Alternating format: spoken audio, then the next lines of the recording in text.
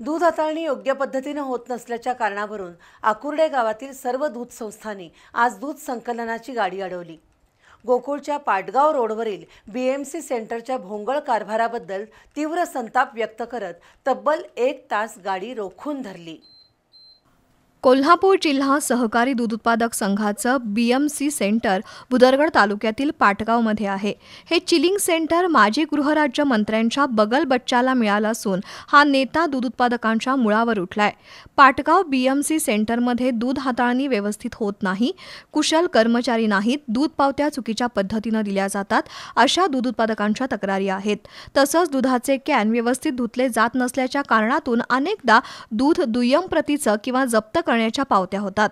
बऱ्याचदा गाईचं दूध म्हशीच्या नावावर किंवा म्हशीचं दूध गाईच्या नावावर घातलं जातं। BMC सेंटरची व्यवस्था बघणारे संकलन अधिकारी आणि सुपरवायझर गोकुळच्या संचालकांना चुकीची आणि खोटी माहिती देतात अशाही दूध उत्पादकांच्या तक्रारी आहेत। या पार्श्वभूमीवर आकुर्डे गावातील सर्व दूध संस्थांनी आक्रमक पवित्रा घेतलाय।